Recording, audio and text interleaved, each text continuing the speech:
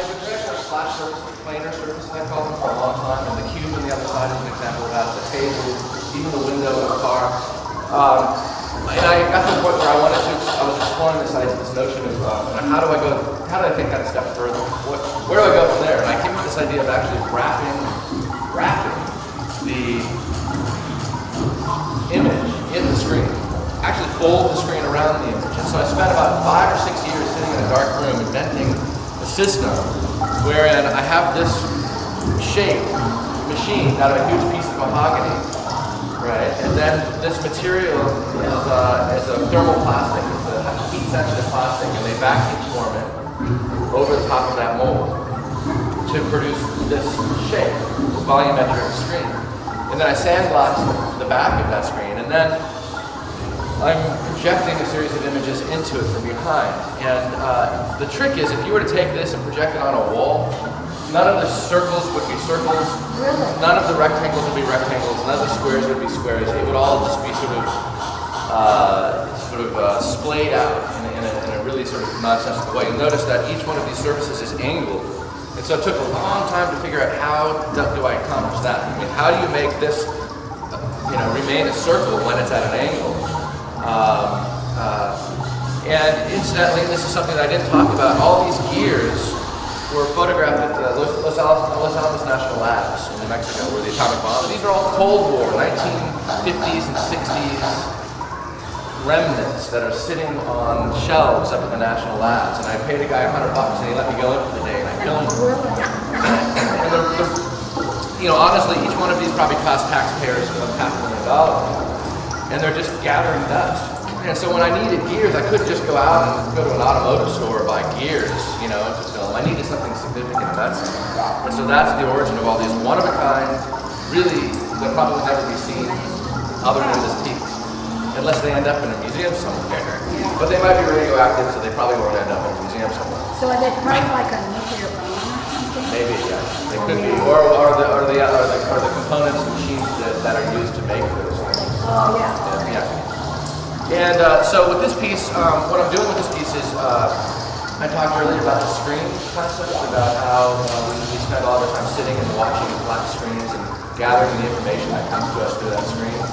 Well, I'm interested in the fact that we're actually, not so much the information that we're gathering when we do that, this piece is what I'm interested in, but rather the experience of sitting and watching. And so rather than producing a screen that you just stare through without being aware of, which is what we do when we watch TV, we're not aware that we're watching a screen. We're swept away into the ideas. When we sit and watch movies, they're designed to make us forget that we're watching a movie, and we're swept into the idea. But in fact, the experience we're really having at those times is really just sitting and watching. And so what I want to do is, with this, I wanted the screen to rise up and celebrate itself, sort of take over, dominate the experience so that you can't passively stare through this, you run right into it. So in this case, we've got a screen that is celebrating itself. And the content, the storyline, the elements that you would otherwise get lost in while forgetting what you're doing when you're watching TV, for example, is in the form of these text lines. And this text is all taken from conversations that I had with friends and colleagues. Conversations very significant, very personal. You can actually read snippets of them. Early first memories, some profoundly sad, some profoundly happy. But by transcribing them and putting them in these text lines, they become sort of ticker tape. They become similar, or they reference the text that you see scrolling across the bottom of CNN. So how many people are stuck in the storm over here? How many people died today over there? And all this profound information that is really impactful and meaningful to human beings, and it's scrolling across. So you'll read, very often I used to wake up and go to the door and listen to some of these wonderful, wonderful fairy tales that went on and on and on. Imaginative things. So this is an Armenian genocide survivor talking about positive memories as a child. There are others where he's talking about getting, stabbed as a 10-year-old kid in the streets. It's really heavy stuff going on in here. Some wonderful and some sad. But the idea being that it's lost in this media circus, right? The screen is risen up and become a media surface.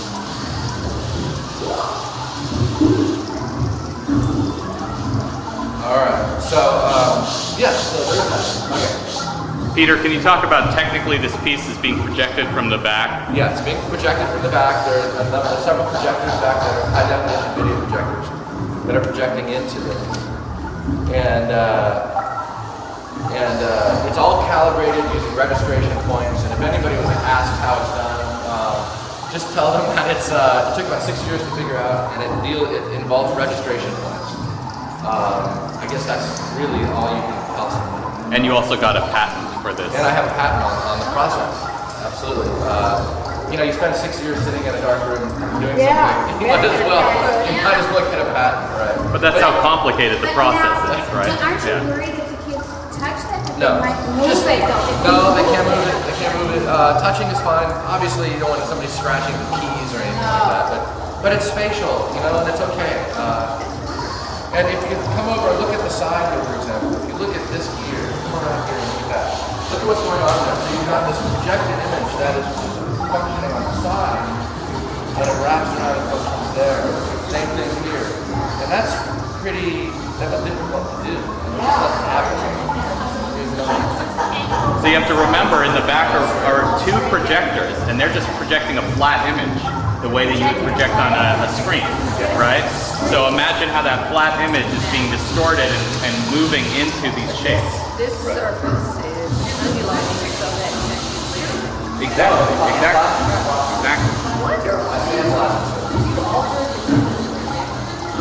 Did I alter what? No, it's all about alignment with these pieces. The projectors are set as square as possible. All the work goes into manipulating the image so that they function properly when seen on a contoured screen. Furthermore, the elements of distance, tilt, and size come into play with regard. So basically, the setup that's happening between the screen and the projectors is exactly as it was in my studio. If there were any variation whatsoever, it could never have been reset up. Right. So, That's why I'm worried about that.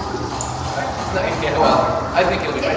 There's like 7 or 8 screws holding that to the wall, so yeah, it should be fine. Okay, so why don't you guys come over and look at some piece that's from the wall. This piece is titled Blue Boys. And this is one of those pieces where I'm in a way kind of playing with your perceptions, you know, trying to get you kind of stuck between what you think you're seeing and what you're really seeing. When you look at this, it's implying that there's air or something's coming up from inside the pail, and the surface is actually liquid, but in fact, obviously, it's not. It's all coming down from the projector. And so, while this piece seems really simple, it actually, to me, is one of the more complex pieces from a mental process standpoint, from the standpoint of the viewer's involvement with it. Because more is happening in your brains when you watch this piece than, say, for example, that table piece. Because of the element of illusion, because of this sort of the perceptual conundrum that it causes, you become really active and start questioning, you know, what your relationship is too. This is three-dimensional. It is, but it's light. What is it projecting on? It's projecting onto a high gloss resin inset. It's liquid plastic. I pour in there and it hardens, flat and shiny. And the show just came from the National Museum in Taiwan, and it was up for almost 5 months, and it got touched, scratched. This one I'd prefer people not touch, because they will scratch that surface and smudge it, and then Clark has got to come in here every day and clean it, and yeah, please, this is fine. You know, play around with that, but touching the surface soils it a little bit. Yeah. Is the resin blue or is the... They're both blue. The resin and the projection are blue to enhance each other. And that's how it starts right here. It just starts like that. Yep. So, okay. Okay, so this piece here, you stand off in front of this.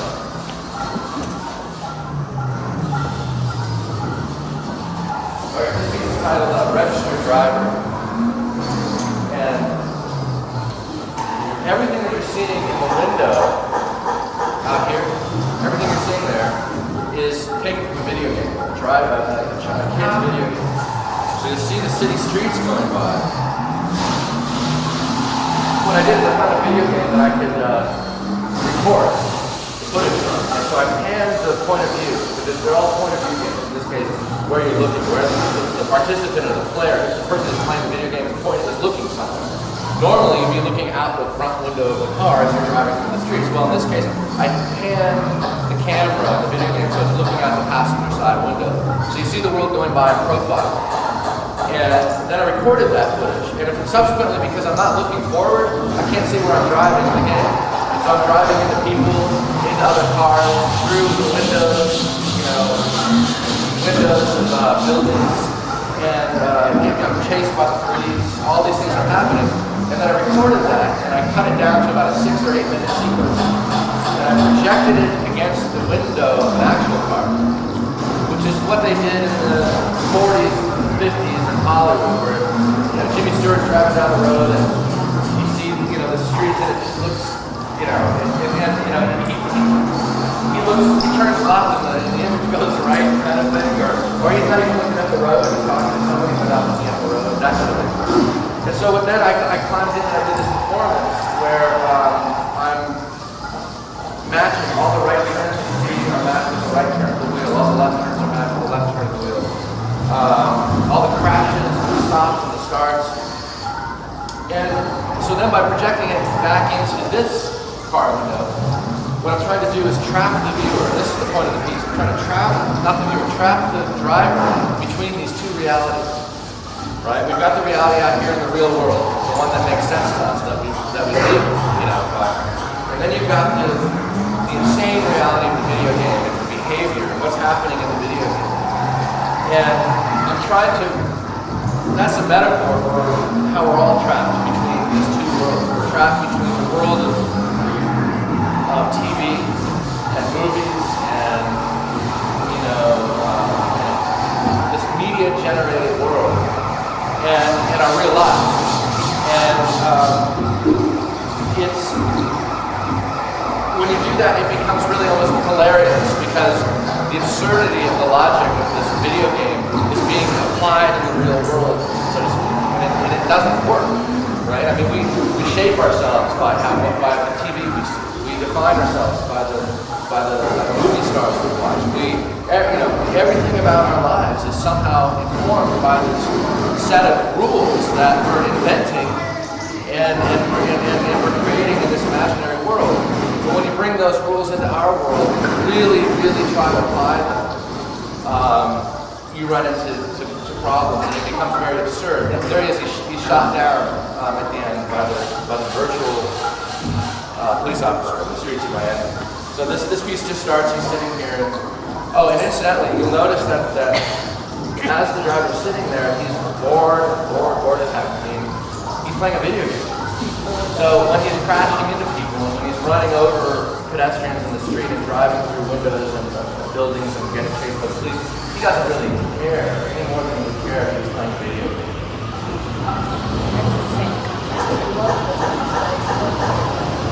All right. Okay, over here.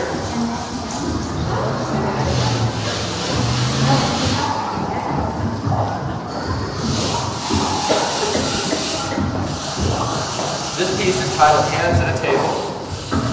And obviously it's a table, and a lot of the work that I do, there's something about work physically that embodies the image, that matches or somehow makes sense in terms of the image. In this case, obviously, the hands at a table. The table's really here with us, right? So if I were to trip over this wire or the projector were to go away and the image was to disappear, the table would carry on. The table carries on past the image and still somehow embodies the idea behind the piece. So in this case, these are my hands, and they're all the same. But you'll notice that they're offset by 1/2 second. That's a 1/2 second delay. Over your hands. They are my hands. by doing this, you know, just by playing with this element of time, it almost becomes a dance, you know. And this piece was part of a two-work series. The other one involves six pairs of hands reading the New York Times sitting at a table. And as they flip the newspaper, it creates this big printing press sound, paper rolling off the printing press. But you'll notice that it's implicit in this piece that these aren't just hands floating in space. They're resting on a table. Can you talk about the table again? I'm not quite sure I understood this. Well, the table is what causes the image to rise up out of the surface. I mean, the other thing is that the table eliminates the frame of the image because it has its own delineated form. When you eliminate the frame in any image, what you do is you get rid of this concept of reference. You know, you see a movie, and the image begins and ends right there, and begins and ends right there because of the frame. You immediately make associations with a reference to something else at some other time. And so early on when I started producing work, one of my goals initially was to eliminate the frame. And it's eliminated over the window because it's not a framed image, it's a window. You know what I'm saying? And then the gears, they're not, it's not a round image of a gear on a flat wall. And it's occupying the shape that essentially replaces the frame of the photographic image. In other words, it marries up with it so closely that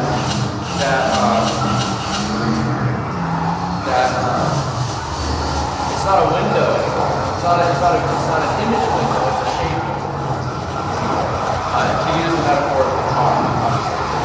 I don't know if that's very clear, but all of my work does involve somehow concealing or hiding frame. If you were to project this on the wall, it would be a very different experience because you have basically projected it on the wall with hands. It wouldn't be happening in space. You wouldn't get a sense, even though it's not illusionistic, it's not meant to convince you these are real hands. It is meant to suggest that you're sitting at this table. And if you put that on the wall, that goes away. It just becomes an image, a projection, or a reference to something. You know what I mean? It's not. It doesn't share space with you. It doesn't imply that this person's actually sitting here, and this person's sitting here, and this person's sitting here. And who's this big guy? What does he look like? He's sitting over here. All those things happen when you introduce the table. And when you get rid of the image frame and replace it with the object frame. So then is there a connection between what the hands are doing on the table? No. In this case, it's stripped down to the simple meditation of creating this sense of repetition here. And all of the work, I think, functions on those two levels. On the one hand, how is the video being used? How is the video being used? The other one is, what are they all talking about? What is the individual topic that's being explored? In this case, it's a simple meditation, creating this sense of dance and movement by doing really nothing other than offsetting them in time, half a second. Peter, what was the decision to make none of the hands actual life-size hands? They're slightly larger or slightly smaller? Well, because I wanted to originate movement with this big Simon Says kind of character. Right, which is everyone larger. else is sort of subservient to that. And so I had to increase his importance and decrease their importance, right? So that you know they're following and waiting for this big guy to make the decision. And if they were life-size and he was life-size, then where does it start, where does it end? Sure. Yeah. So by increasing his size, you increase his dominance. And by reducing them, you decrease their dominance. You know, yeah. Okay, this piece.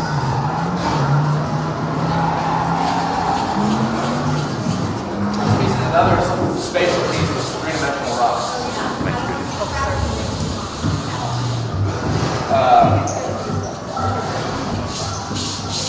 This piece is titled Foreground Reversal. And what foreground reversal is I was looking for other ways to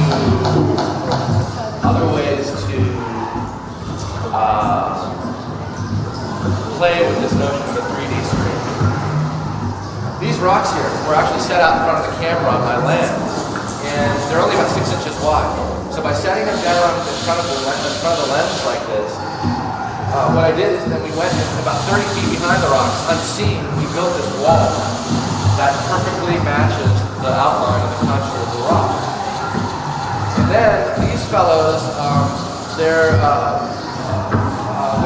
very large number of Mexican national fellows that come up from Mexico because they don't have any money, and they come up and they work off the street and they jump in the back of a pickup truck and they go and do construction, and then they're dropped off later that day.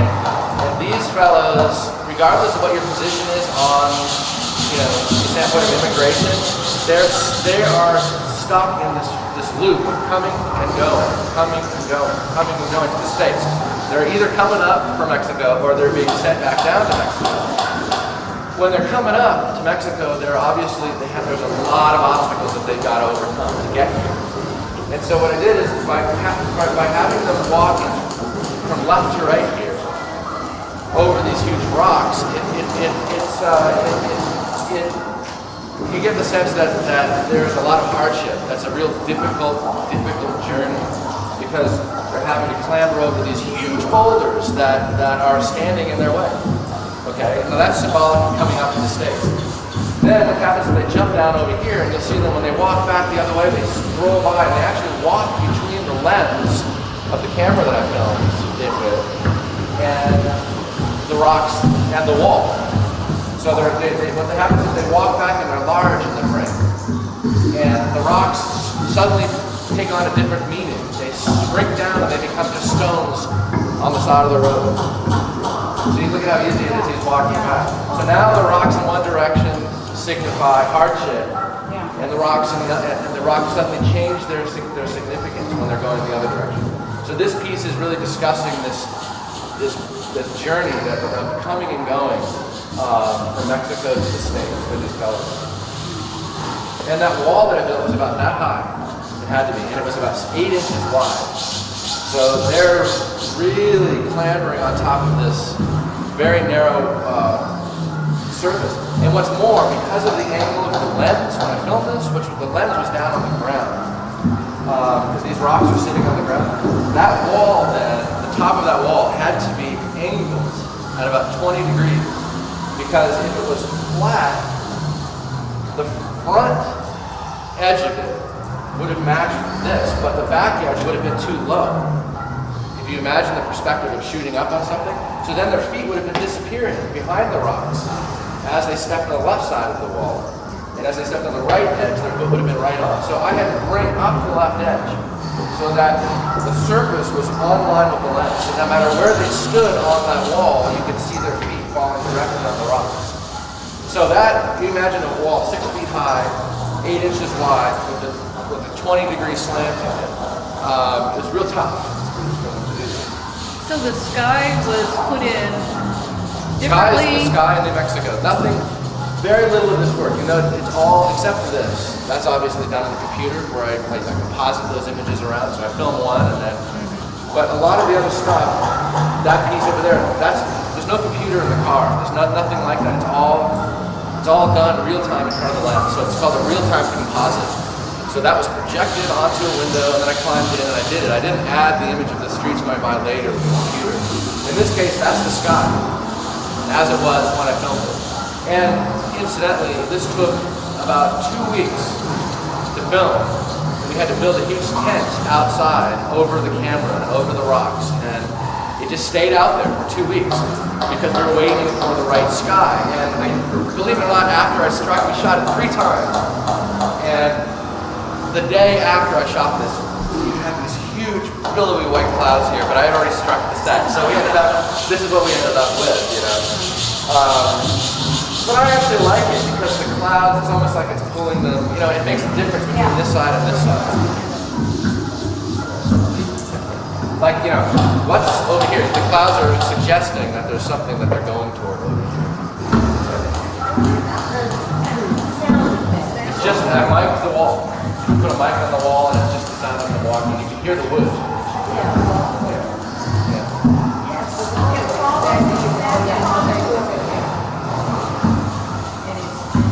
But just so you guys understand, watch when the guy comes back this way. There it is. Yeah. You see how different, the rocks suddenly mean a different thing. Yeah. They're not on big boulders anymore, they're small. And so depending on which direction, if they're going this way, the rocks shrink down. They're not obstacles. If they're going this way, they gotta climb over them. This is the counterpart to that. This piece, well that piece dealt with visual processing transformation, beginning of the cycle, the end of the cycle, right? A few sides becoming clear, and that's still transferred to their bodies, so they become less clinics, we can create a lot of them. With this piece, I'm dealing with time. And I wanted to explore this notion of time. What happens when you introduce time and acceleration? So in the very beginning of the sequence, you'll see just this mom and her boy. This is a young lady named Sadaf, and that's her boy. And they're friends of mine in New Mexico. And they graciously agreed to do this. And I wanted to create this sense of complete connection, bonds between these two figures. This is why there's no clothes on them, because if I introduce clothes, then right off the bat, you're separating them. Right? Very important that in the beginning it just be them playing. If you watch come into the very beginning of the sequence, you will see almost like this mother and child, this Madonna iconic sort of pose where she's sitting and he's laying across her arms, and then they start to move. In the very, very beginning, they're moving ultra, ultra slow. As the sequence progresses, they begin to accelerate slowly over the course of about 8 minutes. So all that's happening to them is that their movements are being accelerated to our eyes. And what I'm doing here is I'm interested in exploring what happens to our sense of their relationship as they begin to move faster and faster. And it becomes ultimately a metaphor for how we're all speeding up, how technology, how society, as individuals, as a species, how we're all ultimately moving faster and faster and faster, and how we're in a sense almost disappearing to each other by doing so. So I'll just shut up and let the piece kind of just evolve, and then we can talk about it more.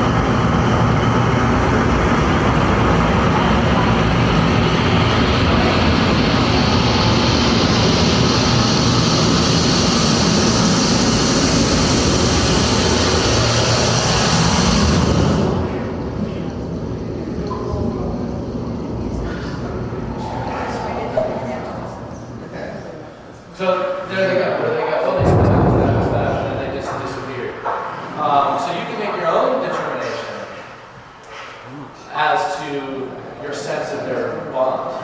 You know, what happens to your sense of their connection. So I think the piece is either going to So it's either, it can be you could interpret this piece, I think, as an exercise, an observational exercise, like right here where they fade up in the beginning, you get that sense of connection between them and then what happens to that. Or you can just treat it, you can just approach it and look at the piece as a metaphor for how we're all speeding up. It doesn't necessarily have to be a perceptual exercise. It can be just a symbolic gesture as well.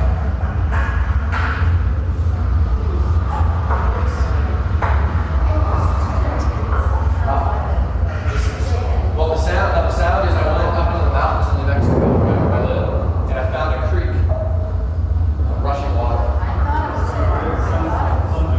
Yeah, well, what it is, exactly, it's water. Well, it's going to be open to anybody that comes in the museum. I did the same thing to sound the creek that doing Unless David says otherwise. slowed it down tremendously. By the end, it's being sped up, it becomes a waterfall. And the idea was, I obviously needed something that embodied the sense of movement, of a rushing body. And so the water up in the mountains in New Mexico just became really very apparent that that was a good way to go. I had another one where I had this big sound of a propeller turning, and it gets faster and faster and faster. But it got in the way. It was too forceful. Or it had too much distinction. Whereas this leaves you wondering a little bit. So over here, we've got this dripping liquid. And again, it seems like we might interpret this as one of the simpler pieces, but I think that from a mental standpoint, this is creating a little bit of a perceptual kind of trap for the viewer more effectively than a lot of the other things. But just trying to pull the image up out of the surface plane, trying to bring it into the round, And obviously the whole show is laid out so that there are little points of discovery. You're over there and then you see this thing over, you come in and, it's not like a yellow brick road necessarily where everything is laid out for you. It's you've got to find these things. You've got to little moments of discovery for the viewer. And that's how we lay the show.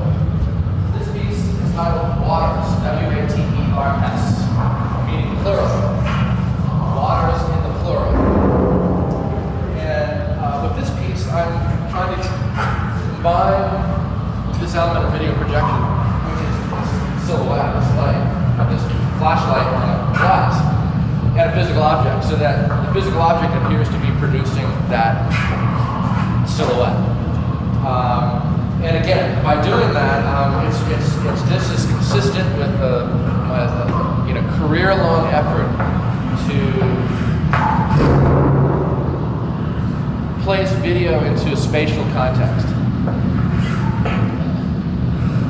And in this case, this glass was hand blown.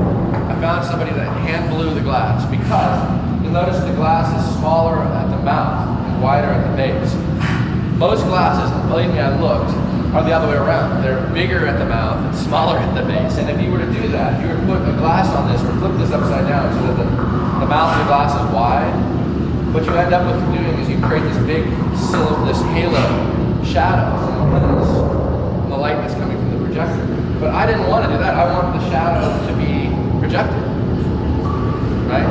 So I had to have him make a glass that tapers. If you were to continue that taper, it would taper all the way down until it enters the lens at a point. And that's that.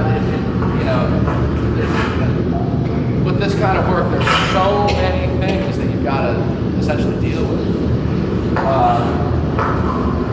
And then also, as the flashlight comes back, you notice the color is different every single time. So what I did is I shot this, filmed this in sequences. So that's a sequence, and then I left, and then I came and I changed this different colors, food coloring in the glass, and I came back, and it was a different color. And the reason for that is I was reading a lot of quantum physics and this notion that there are many glasses of water inside that one glass of water. So it's not just one thing, it's many things, everything is tied up in that. And that's it's an idea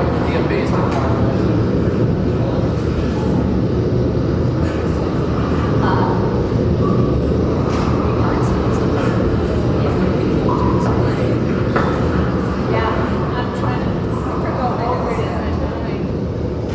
So we created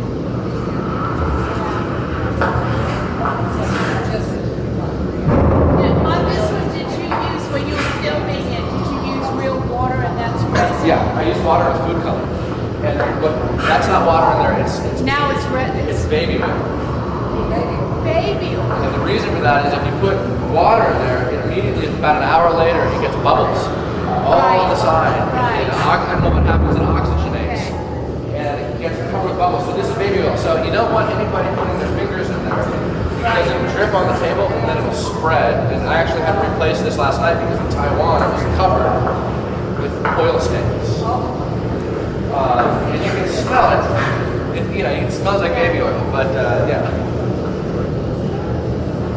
So with this piece also, there it is red. But this piece, I'm really, it's also about displacing the area around. It's about, what does this suggest? Well, it suggests that there's a person standing here with us with a flash, right there among us, moving around. So the image is here, but your thought process then involves this. Like, well, who is this person? You know, where are they? What do they look like? What's the flash? Here I am right now, see, I'm moving like this. And so I think I'm trying to activate the area around the piece as well. That we would normally never think of. All right, this piece is titled Pounding Study. Yeah. And what it is, this piece is meant to make you kind of come up out of your shoes. It would be ideal if this was an entirely quiet environment, nothing else. There's just long pauses and all of a sudden, bam, you hear this crashing. But the nature of the show is that's impossible. It's never going to get louder than it is right now. And by the way, thank you for coming back. Well, I'm not saying this longer, I know it. All right. So this piece I did just after the first Gulf War, and there was a lot of topic about just regarding forces on one side, invading forces on the other. If you also remember the whole thing, missile threats and borders and invading armies, and the whole world was kind of all just about that. And so I wanted to explore this sense of private space. You know, where's the line? Is there a line between you and me, you and me, you and me? How delicate is that? And rather than making some political statement, which I don't do in the work ever, because first off, those are all about answers, and really answers are boring. Questions are where it's at, right? So I wanted to create a visceral experience for the viewer that simply has to do with feeling as though there's something over there trying to get at you over here. And putting a sense of timidity into the viewer. So that you're kind of on edge, walking on pins and needles, not knowing when the next thing is going to come.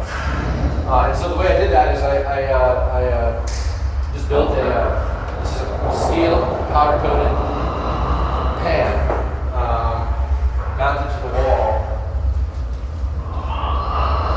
And the projection obviously involves shadows that fall at a hard angle against these points, these protrusions. And what I did is I took a piece of copper about that big and stretched the copper like a drum as tight as I could, and built that into a framework that would not move no matter how hard I hit it. The frame would move. And then I went out onto the land in New Mexico and I found a bunch of pieces of wood. And I took this back to the wood shop and I ground them and cut them and shaped them so that each one of these shapes is a unique shape. None of these were bought, these things. They're all just tools, basically, like chisel points almost. And then I took them and I put them on the back of this piece of copper and I took a big mallet and went like that in order to create these shapes. Now, copper is soft, so because the copper was stretched so tight, it just bent right here. other surfaces, other materials that I was using were bending the whole thing, right? So it hit here, but it buckled all the way over here. That wasn't good. So copper worked, and I painted it white, obviously, when I filmed it. Yeah.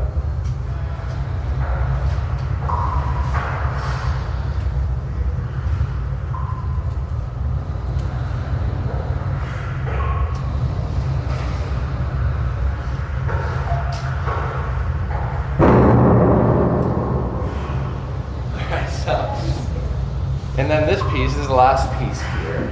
This, it's the sound. I re-staged the whole thing and did it just for sound.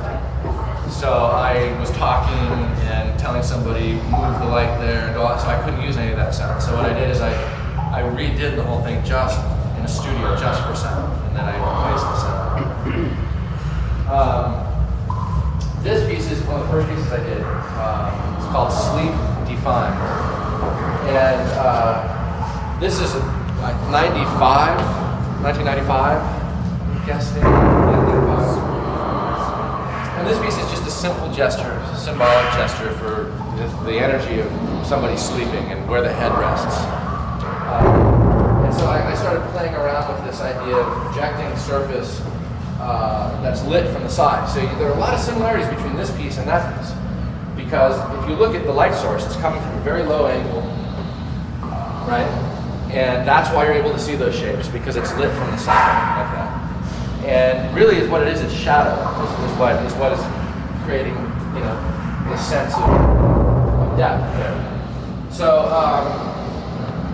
again, as just starting out with video as a medium, as a sculptural medium, I was exploring these different ways to bring together the image and physical form. And this went on to become a much larger piece that involved liquid bowls sitting on the floor, and there were two beds, and the pillows were moving around in the beds, and then one was green and one was blue, and then there were these bowls with resin, like the pail on the other side, and that dripping liquid was happening. So there was a bowl full of green dripping liquid and a bowl full of blue dripping liquid to match the pillows, as though this activity, this dreamtime energy was kind of going up through the projector and being deposited and gathered. And that piece was titled Rare Drop. And the reason we put these two pieces together was because they're polar opposites from the standpoint of sound and feeling. Like this one lulls you into a comfortable space. That one shocks you out of that comfortable space. How did you create the fabric? It's just a big sheet on the floor, and I had a long pole and something, I don't remember what it was, I taped to the end of it, and I was kind of just moving it around from about 10 feet out the way. So if I were to actually move it here, if you were to see if I were to, under the camera, I think my head would have been about that big. So it's a huge piece of fabric that now is being projected down small.